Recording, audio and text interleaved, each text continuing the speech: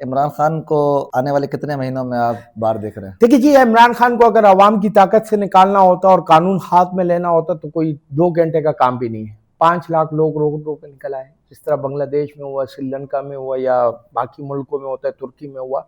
5-8 लाख लोग अगर रोडों पे निकल आए और उन्होंने ज़बरदस्ती की, 2 मिनट का काम भी नहीं है। लेकिन हम उस तरह का काम नहीं करना चाहते। हम कानून और आइन और जो हमारी अदालत है, हम उनका एहतराम करते हैं, उनसे रिक्वेस्ट करते हैं कि इंसाफ पे आप फैसले करें। अगर इमरान खान ने कोई जुर्म किया है या हमारे जितने बेगुनाह कैदी है, शाह महमूद कुरैशी, यास्मीन राशिद और गवर्नर साहब या एजाज चौधरी, जितने भी बेगुनाह कैदी के जेलों में है, अगर उन्होंने कोई जुर्म किया है तो सज़ा दे दे। लेकिन अगर जुर्म नहीं किया है तो कम से कम खुदा का खौफ करे और अपने कानून और आइन पर अमल करते हुए उनको बरी करें। और अगर आप नहीं करेंगे तो आखिर एक दिन अवाम का पैमाना उस हद तक चला जाएगा, और अगर वो निकल आए अवाम, तो फिर आप सोचें आप कहाँ पर होंगे।